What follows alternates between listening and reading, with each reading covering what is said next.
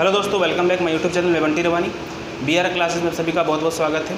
तो जैसे टेस्ट जो पहला टेस्ट था उसका जो क्वेश्चंस 1 से 10 तक हमने सॉल्यूशन देखे थे, आज उसके बाद के सॉल्यूशंस आपको देखना है और ट्राई करना है कि आप इसको बना पा रहे हैं या नहीं बना पा रहे हैं। और बाकी इसके बाद का टेस्ट आज फिर होगा, उसके बाद वीडियो फिर आपको मिलेगी। जो भी इस चैनल पर नहीं है चैनल सब्सक्राइब कर लीजिएगा ताकि आप एक एक वीडियो को अच्छे से देख पाएँ और चीज़ों को समझ पाएँ। तो चलिए आज का क्वेश्चन नंबर 11। 10 क्वेश्चन हमने देखे थे, 11 क्वेश्चन क्या पूरा देखिए। होता है किसी तांबे के तार को जब एक वर्ग के आकार में मोड़ा जाता है तो यह 121 सेंटीमीटर क्षेत्रफल वाले क्षेत्रफल को घेरता है। ठीक है, यदि उसी तार को एक वृत्त के आकार में मोड़ दिया जाए तो तार द्वारा घेरे क्षेत्र का क्षेत्रफल क्या होगा। देखिए बोला एक वर्गाकार क्षेत्र में मोड़ेगा, एक वर्गाकार क्षेत्र में मोड़े हैं, उसका क्षेत्रफल कैसा होगा, वर्ग के जैसा। तो इसका वर्ग का क्षेत्रफल क्या होता है, ए स्क्वायर। इसका मतलब ये जो है 121 सेंटीमीटर स्क्वायर, वो ए स्क्वायर बराबर है। तो ए बराबर क्या निकलेगा मेरा 11 सेंटीमीटर। तो बोला है कि इसी वर्ग में जो तार लगा है इससे हमको क्या बनाना है, एक वृत्त बनाना है। इसका मतलब वृत्त बनाने के लिए तार का लंबाई तो सेम होगा, इसका मतलब पैरामीटर निकालना होगा। इसका पैरामीटर क्या होता है 4 है। इसका मतलब 11 गुना 4 44। इसका पैरामीटर कितना निकल गया 44 सेंटीमीटर। सेम टू सेम इस वृत्त का परिमाप क्या होगा 44 सेंटीमीटर। तो 2 पाई आर, यहाँ से आर निकलना होगा पहले हमको। आर क्या निकलेगा इसका 22 दूनी 44 कट गया। इसका मतलब आर बराबर 7। ये आर निकल गया तो हम लोग इसका क्षेत्रफल निकाल सकते हैं, इसका एरिया क्या होगा, यही पूछा है हमसे। तो इसका एरिया क्या होता है पाई आर स्क्वायर। इसका मतलब 22/7 इंटू आर 22 गुना 7 154। इसका मतलब जो ये एरिया घेरेगा वो कितना एरिया घेरेगा 154 सेंटीमीटर स्क्वायर। ये क्वेश्चन नंबर 11 था। करना क्या था, यहाँ पर वर्ग का क्षेत्रफल दे दिया था, उसी वर्ग में जो तार लगी है उस तार से ही हमको एक वृत्त बनाना है और उस वृत्त का क्षेत्रफल बताना है। कहीं ना कहीं इसका पैरामीटर सेम था, इसके पैरामीटर से आर निकाल लिए और आर से हम क्षेत्रफल निकाल लिए। तो क्वेश्चन नंबर 11 समझ में आया होगा। चलिए क्वेश्चन नंबर 12 को देखिए जल्दी से। क्वेश्चन नंबर 12 क्या बोल रहा है, क्वेश्चन नंबर 12 बोल रहा है, क्वेश्चन नंबर 12 क्या बोल रहा है देखिए। 12 बोलता है कि एक नल किसी पानी की टंकी को 40 मिनट में भर सकता है तथा एक अन्य नल पूरी भरी टंकी को 60 मिनट में खाली कर सकता है। यदि दोनों नल खोल दिए जाएं तो टंकी कितने घंटे में भर जाएगी। देखिए एक भरने वाला और एक खाली करने वाला है। ठीक है, एक भरने वाला है प्लस कर दिए, ये 40 लेता है टाइम, खाली करने वाला 60 लेता था टाइम। दोनों के एक साथ खोल दिया जाता था। पूछता है कितने समय में टंकी जो है वो क्या होगा भर जाएगी, पूरी तरह से भर जाएगी। क्या करेंगे, इसमें एलसीएम लेंगे और हम बना सकते हैं। लेकिन एक शॉर्ट तरीका आपको ये पता होना चाहिए। मेरे पास जब भी दो डेटा है ये दोनों को इंटू कर देंगे और देखना है कि अगर दोनों मिल के भर रहा है तो साइन देखिए प्लस माइनस माइनस, दो नीचे माइनस कर देंगे। यहाँ पर प्लस प्लस प्लस होगा तो यहाँ प्लस कर देंगे। तो यहाँ पे माइनस होगा, नीचे क्या लिख देंगे 60 में से 40 गया तो 20। ये कट गया कितना बार में 3 बार में। इसका मतलब दोनों मिल के चलेगा तो इसको 120 आवर लगेगा। आया समझ में, आवर में या मिनट में है 120 मिनट लगेगा। कितना लगेगा 120 मिनट। समझ में आ गया कैसे करेंगे सवाल, आसान था। चलिए इसके बाद चलते हैं क्वेश्चन नंबर 113 मतलब 13।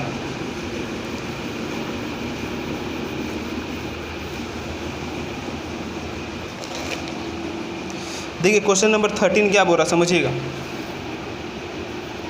13 बोलता है कि ए बी तथा सी मिलकर किसी कार्य को 30 दिन में पूरा करते हैं। ए बी और सी 30 दिन में पूरा करता है। आगे क्या बोलता है, ए और बी मिलकर उसको 50 दिन में करता है। ए और बी मिलकर उसको 50 दिन में करता है। तो क्या पूछा है, पूछता है सी कितने समय में करेगा। फिर से देखिए सी के बारे में पूछा है। एलसीएम लेके इसको बना सकते हैं, लेकिन ध्यान दीजिएगा जब भी मेरे पास दो डेटा है उसको इंटू कर दीजिए। और हमसे पूछा किसके बारे में, सी के बारे में। तो अगर हम ए प्लस बी प्लस सी में ये दोनों को माइनस करेंगे तो सी मिल जाएगा, इसलिए इसको माइनस कर दीजिए। इसका माइनस करेंगे क्या आएगा 20। कितना बार में कटेगा ये 15 बार में। कितना आ जाएगा 75। इसका मतलब सी जो है वो 75 दिन लेगा। क्लियर है, समझ में आ गया होगा। क्वेश्चन नंबर 75 मिनट है, मिनट या मिनट होगा, कोई दिक्कत नहीं। दिन दिया हुआ तो दिन लिख लीजिए, मिनट तो मिनट लिख लीजिए, आंसर चेंज नहीं होगा उससे। क्लियर है, क्वेश्चन नंबर 13 समझ में आ गया होगा। आइए क्वेश्चन नंबर 14 देखते हैं। 14 क्या बोल रहा है कि P किसी कार्य के 1/4 भाग को 10 दिन में करता है। P है जो 1/4 भाग को कितना दिन में करता है? 10 दिन में करता है। आगे क्या बोलता है सुनिए, बोलता है Q उसी कार्य के 40% भाग को 15 दिन में करता है। Q जो है 40% भाग, 40% को क्या लिखेंगे हम? 2/5। 2/5 भाग को कितना दिन में करता है? 15 दिन में करता है। आगे देखिएगा, R उसी कार्य का 1/3 भाग को 13 दिन में करता है। R जो है वो 1/3 भाग को कितना दिन में करता है? 13 दिन में करता है। आगे देखिएगा, इसके बाद क्या बोला है, बोलता है S उस कार्य का 1/6 भाग को 7 दिन में करता है। S जो है 1/6 भाग को 7 दिन में करता है। तो पूछता क्या है, सबसे पहले उस कार्य को कौन करेगा? सबसे पहले जो करेगा उसको सबसे कम दिन लगेगा। सबसे पहले करने वाला आदमी सबसे कम दिन लेगा। तो हमको ये देख लेना है कि सबसे कम दिन कौन लेगा, बस ये चेक कर सकते हैं। या तो किसका स्ट्रेंथ ज़्यादा है ये हमको देखना होगा, लेकिन स्ट्रेंथ निकालने के लिए क्या करना होगा? वर्क पता करना होगा। लेकिन उससे अच्छा क्या होगा, हम यहाँ दिन ही पता कर लेते हैं। देखिए क्या करेंगे, बोलेंगे 4 टोटल है, उसमें से एक काम किया है, 4 भाग में 1 भाग करने में 10 दिन लगा, तो 4 भाग करने में पूरा करने में इसको कितना दिन लगेगा? 40 दिन। पूरा काम 40 दिन में हो जाएगा। सेम टू सेम 40% मतलब 2 बराबर 2/5। 5 में से 2 काम किया 15 दिन में, तो एक काम करने में कितना दिन लगा होगा? 7.5। तो 7.5 से 5 को इंटू कर देंगे तो कितना आ जाएगा? 37.5। इसका मतलब इसको 37.5 दिन लगेगा। सेम टू सेम एक काम को करने में 13 दिन, तो 3 काम को करने में कितना दिन लगेगा? 39 दिन। आगे एक काम को करने में 7 दिन, तो 6 काम को करने में 42 दिन। देखिए सबसे पहले कौन किया है? सबसे पहले किया है Q। इसका मतलब सबसे पहले जो करेगा वो काम को कौन होगा? Q। इसमें आंसर क्या हो जाएगा? Q मतलब B। आया समझ में क्वेश्चन नंबर 14। आइए क्वेश्चन नंबर 15 पे चलते हैं और इसका सॉल्यूशन को देखिए क्या बोल रहा है। बोलता है किसी वर्ग के एक विकर्ण की लंबाई दे दिया, क्षेत्रफल पूछा। आसान क्वेश्चन है, आता है, बनाना तो होगा ही। वर्ग का विकर्ण क्या होता है? √2a। इसका मान क्या दे दिया है? 15√2 दे दिया है। हमसे क्षेत्रफल पूछा था। वर्ग का क्षेत्रफल क्या होता है? साइड का स्क्वायर, ये पूछा है। हमको साइड निकालना होगा। साइड क्या आ जाएगा? साइड का मान आ गया 15, तो a स्क्वायर का मान क्या हो जाएगा? 15 का स्क्वायर मतलब 225 सेंटीमीटर है, मीटर है, सेंटीमीटर है, सेंटीमीटर स्क्वायर। चलिए आगे क्वेश्चन नंबर 16 देखिए क्या बोल रहा है। 16 बोलता है किसी घनाभ के 3 संलग्न तलों के पृष्ठीय क्षेत्रफल PQR हैं। PQR हैं। संलग्न आकृति मतलब ये हो गया, देखिए ये हो गया घनाभ,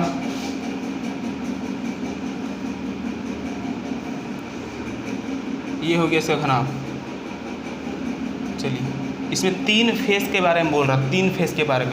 एक फेस नीचे वाला, एक फेस सामने वाला, एक फेस किनारे वाला। इस वर्टेक्स के थ्रू देखिए सामने वाला फेस, ठीक है, सामने वाला, एक नीचे वाला फेस, ये नीचे वाला, ये सामने वाला, ये किनारे वाला। इन 3 फेस को बारे में बता दिया है कि इसका क्षेत्रफल क्या दिया हुआ है? PQR। आपको पता है ये जो एक फेस होता है उसमें L और B के कारण वो फेस बनता है ना। उस फेस का एरिया निकालना है किसी भी, जैसे आयत है, इसमें ये इसका एरिया निकालेंगे तो किस पे डिपेंड करेगा? L और B पे। इसका मतलब इसका L, इसका B और इसका H। इस फेस में L और B का मदद लेना पड़ेगा, इसमें B और H और HL इसका मदद लेना पड़ेगा, है कि नहीं? 3 फेस है। तो हमसे क्या पूछा है? उसका आयतन बताइए। इसका आयतन क्या आएगा ये बताना है। तो देखिए क्या कर सकते हैं, अच्छा समझिएगा, यहाँ क्या कर सकते हैं, आयतन बताना है। तो अगर इसको हम LBH मान लेते हैं, इसका साइड को LBH, तो इसका आयतन क्या होगा? इसका आयतन होगा L × B × H, ये होगा। लेकिन ये ऑप्शन में कहीं आपको नहीं दिख रहा होगा, क्योंकि आपका आंसर जो है वो PQR के फॉर्म में देना है। तो कैसे करेंगे समझिएगा, इसको कैसे बनाना है आइए देखते हैं। एक काम करते हैं हम, ठीक है, ये P जो है, P बराबर हम क्या लिख सकते हैं? P एक फेस है अगर, तो P का जो क्षेत्रफल होगा वो एक फेस का क्षेत्रफल क्या होगा? L × B।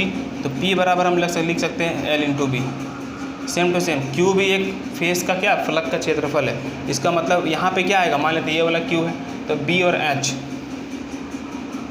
और R भी एक फलक है, इसमें भी 2 साइड होगा।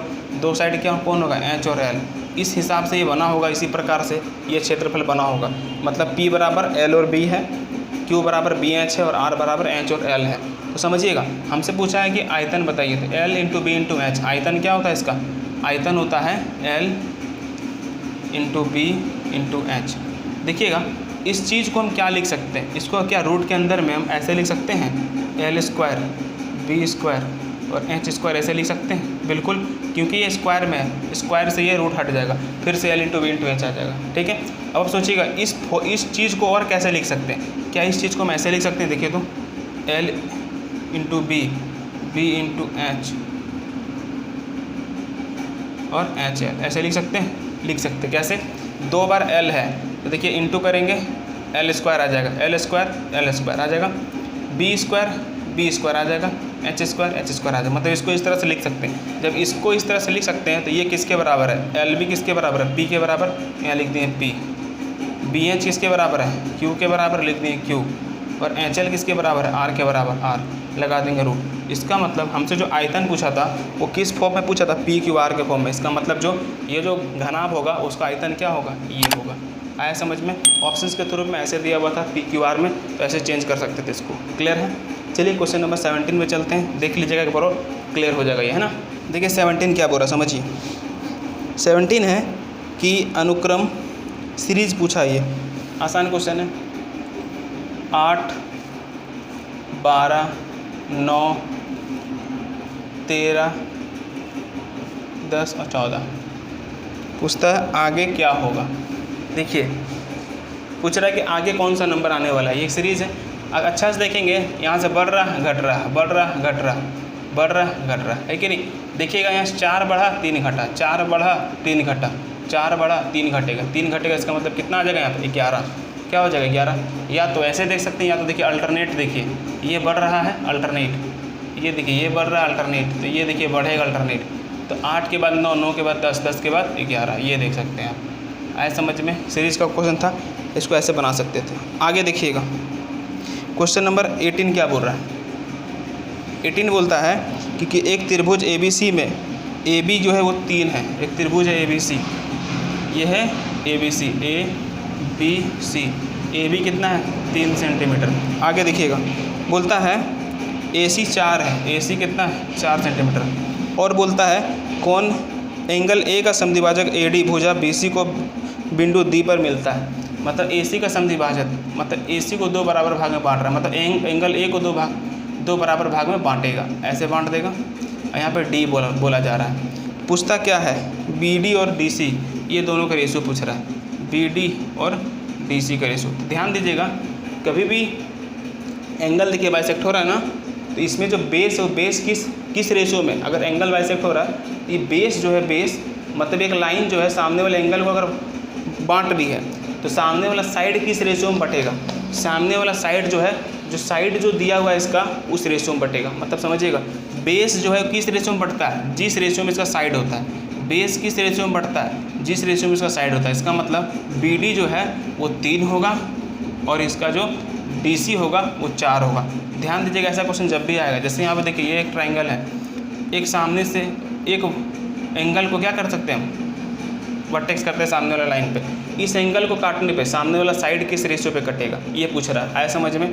तो अगर ये किस रेशियो में कटेगा, जिस रेशियो में ये होगा, जिस रेशियो में ये होगा, ये ध्यान दीजिएगा। अगर ये 2 है, ये 3 है, तो ये 2 और 3 के रेशियो में कटेगा। अगर ये 3 और 5 है तो ये 3 और 5 के रेशियो में कटेगा। चलिए समझ में आ गया होगा। क्वेश्चन नंबर 19 पे चलते हैं। 19 को देखिए, पूछा है कौन सा गलत है सीरीज में। ये क्वेश्चन आप खुद कर लेंगे, ठीक है। क्वेश्चन नंबर 19 आसान क्वेश्चन है, देख लीजिएगा सीरीज का। क्वेश्चन नंबर 20 क्या बोल रहा है, किसी खिलौने के अंकित मूल्य पर 10% का छूट देने से एक दुकानदार को 20% लाभ होता है।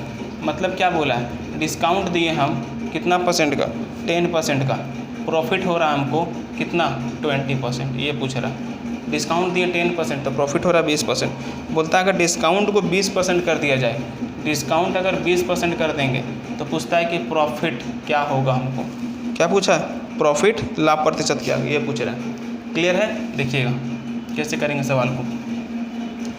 यहाँ पे अगर हम क्या देखे थे, याद है आपको कि अगर मेरे पास एक क्वेश्चन में डिस्काउंट और प्रॉफिट दिया हुआ है, ये डिस्काउंट या लॉस दिया हुआ है, MPCP डायरेक्ट निकाल सकते हैं। कैसे निकाल सकते हैं, MPCP बोलेंगे डिस्काउंट है या प्रॉफिट है, प्रॉफिट को 100 में जोड़ने से क्या आ जाएगा MP, डिस्काउंट को 100 में घटाने से क्या आ जाएगा CP। ये हम सीखे थे। तो यहाँ मतलब 100 में से प्रॉफिट को जोड़ देंगे तो ये हो जाएगा 120 100 में से डिस्काउंट घटा देंगे, आ जाएगा 90। तो देखिए MPC पे डायरेक्ट निकल गया। अब देखिए क्वेश्चंस का कंडीशन क्या है कि डिस्काउंट को क्या बोलता है कि वो 20% कर देगा। तो बताइए यहाँ से डिस्काउंट 20% देंगे, 20% डिस्काउंट देंगे, डिस्काउंट 20%, तो कितना हो जाएगा SP। तो बोलेंगे इसका 20% कितना होगा 24, ये हो जाएगा 96। SP कितना हो जाएगा 96।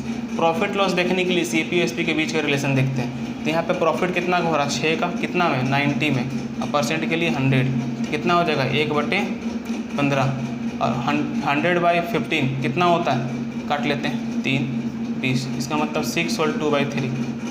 तो प्रॉफिट कितना होगा 6/2/3%। ऐसे कर सकते हैं, या तो मैंने आपको समझाया था एक और तरीका। और इस क्वेश्चंस को कभी भी क्वेश्चंस में डिस्काउंट 1 और प्रॉफिट दे दिया, मतलब एक डिस्काउंट देके प्रॉफिट, दूसरा डिस्काउंट देके पूछेगा प्रॉफिट क्या होगा या लॉस क्या होगा पूछेगा। क्या करना सुनिए, 100 से कंपेयर करना। क्या करना 100 से कंपेयर, बताइए 10 का डिस्काउंट देंगे तो क्या मिलेगा 90 मिलेगा, 10 डिस्काउंट दिए 100 में 10 डिस्काउंट तो क्या बचेगा 90। यहाँ पे 20 का प्रॉफिट हो रहा है तो कितना होगा 120। आ रहा समझ में। 100 से कंपेयर करना है, 100 में 10 का डिस्काउंट 90 बचेगा, 100 में 20 का प्रॉफिट 120 हो जाएगा, 100 में 20 का डिस्काउंट 80 हो जाएगा, और 100 में प्रॉफिट पता नहीं कितना का, यहाँ पे पता नहीं है। तो करना क्या, इसको इससे इंटू कर दीजिए, इसको इससे इंटू कर दीजिए, जो भी आंसर आएगा, जो भी मेरा वैल्यू आएगा इसमें, फिर 100 से कंपेयर कर लेंगे। तो देखिए इसको इंटू करना है, ये कितना हो जाएगा मेरा 80 × 120, और नीचे क्या आएगा 90, इसका मान निकल जाएगा। देखिए क्या निकलता है 30 का टेबल में 3 बार में, 30 का टेबल में 4 बार में, क्या मिला मेरे पास 320/3। 3 से लगाएंगे कितना बार में लगेगा, ये 1 बार में। आया समझ में। फिर कितना बार में लगेगा 0 बैठा देंगे, 3 × 18 2/3, ये आ जाएगा। 100 से कंपेयर कीजिए, 100 से ज़्यादा है कम, ज़्यादा है, ज़्यादा इसका मतलब प्रॉफिट कितना का 6/2/3%। ये एक तरीका और था, इसको भी आप देख सकते हैं। समझ में आया कैसे करेंगे क्वेश्चन नंबर 20। चलिए आगे बढ़ते हैं, क्वेश्चन नंबर 21 को देखते हैं। यहीं पे बना देते हैं 21। देखिए 21 क्या बोल रहा है, बोलता है 21 कि 20% और 5% के 2 क्रमागत बट्टे के एक समतुल्य बट्टे बताना। फिर से वही क्वेश्चन आया, 2 डिस्काउंट है 20% और 5%, सिंगल डिस्काउंट बताना है इसमें। तो क्या कर सकते हैं, बहुत सारा तरीका है। सिंपल हम कर लेते हैं, 100 मान लेते हैं, पहला डिस्काउंट देंगे 20 का 20%, तो कितना होगा डिस्काउंट होगा 20, इसका मतलब यहाँ कितना बचेगा 20 घटने पे 80। दूसरा डिस्काउंट देंगे कितना परसेंट का 5% का, तो 80 का 5% कितना होगा 4, तो कितना बचेगा 76। या तो यहाँ से डिफरेंस देख लीजिए या इसको जोड़ लीजिए 20 और 4, टोटल डिस्काउंट कितना हो जाएगा 24%। आया समझ में। ऐसे करके कर सकते थे आप। कितना होगा ये इसका आंसर 24%, 21 का आएगा 24%। क्वेश्चन नंबर 22 कैसे करेंगे। क्वेश्चन नंबर 22 बोला है कि एक लंब वृत्तीय शंकु का आधार का व्यास 4 सेंटीमीटर है, डायमीटर दे दिया है 4, तो रेडियस क्या होगा 2। आगे उसकी ऊंचाई दे दिया है h 2√3 दे दिया है। तो बोलता है शंकु की तिर्यक ऊंचाई बताना है, मतलब L का मान पूछा, तिर्यक ऊंचाई। देखिए आप शंकु जब बनाएंगे अच्छा से देखिएगा, शंकु बनाएंगे इसमें क्या दिया हुआ है, इसका रेडियस मालूम चल गया हमको, रेडियस कितना निकला 2, रेडियस कितना निकला इसका, रेडियस निकला 2, ठीक है। इसका हाइट दे दिया, ये है हाइट, ये हाइट कितना दे दिया है 2√3, ये क्या निकालना है हमको, ये h, ये L निकालना है। तो देखिए यहाँ पे क्या आएगा 90 डिग्री बनेगा, मतलब इस राइट एंगल ट्रायंगल बनेगा, राइट एंगल ट्रायंगल बनेगा। इसका मतलब पाइथागोरस लगा लेंगे, आ जाएगा आंसर। तो क्या करेंगे, इसका स्क्वायर प्लस इसका स्क्वायर, देखिए 2√3 का स्क्वायर प्लस 2 का स्क्वायर बराबर L स्क्वायर। तो L बराबर क्या होगा, रूट लगा देंगे, इसका स्क्वायर कितना होगा 4 × 3 12, इसका स्क्वायर कितना होगा 4, तो अंदर आ जाएगा 16 को बाहर करेंगे तो 4, इसका मतलब L का मान कितना होगा 4 सेंटीमीटर। समझ में आ गया होगा कैसे करेंगे, सवाल आसान था, क्लियर है। चलिए एक क्वेश्चन और देखते हैं 23 क्या बोलता है, देखिए यहाँ पे बना दे रहे हैं 23 बोलता है यदि कोई व्यापारी अपनी वस्तुओं के मूल्य उनके क्रय मूल्य से 20% अधिक अंकित करता है, मतलब CP है वो MP बना दिया इसको, ठीक है। CP 100% रख लेते हैं, MP कैसे बनता है, जो भी इसमें ऐड कर देंगे MP बन जाएगा। ऐड पे 20% कर दिए इसे ऐड, तो ये कितना बन गया 120%। आया समझ में। बोलता है वह अंकित मूल्य पर कोई बट्टा देता है जिससे उसे 10% का लाभ होता है। लाभ होने के लिए CP हमको और SP चाहिए। इसका मतलब हमको बोलता है 10% का लाभ। इसका मतलब अगर 10% का लाभ है तो SP 110 होना चाहिए। देखिए 10% का लाभ है हमको, यहाँ है ना प्रॉफिट 10% का। तो हमसे पूछता है कि हम बताइए डिस्काउंट कितना दिए हैं, तो बोलता है दिए गए छूट को बताइए। तो छूट कहाँ से निकालते हैं, MP से। तो MP पे छूट देंगे। तो बताइए डिस्काउंट जो कितना दिए हम, 120 में से 110 बन गया, 10 का डिस्काउंट दिए। डिस्काउंट MP से मिलता है, नीचे 120 और % के लिए 100। क्या आएगा आंसर, 10 कट गया। 2 का टेबल में 5 बार में, 2 का टेबल में 6 बार में, 2 का टेबल में 3 बार में, 2 का टेबल में 5 बार में। 25/3, 25/3 को क्या लिखेंगे हम, 8 होल 1/3%। इसका मतलब डिस्काउंट क्या दिया जाएगा, 8 होल 1/3%। समझ में आ गया होगा। Question number 23। तो दोस्तों वीडियो बड़ा ना हो इसलिए इसको यहीं पर रोकते हैं। अब आगे हम क्वेश्चंस नेक्स्ट वीडियो में देखेंगे बहुत जल्द। तो आज के लिए इतना ही। Take care, bye bye, good day, जय हिंद।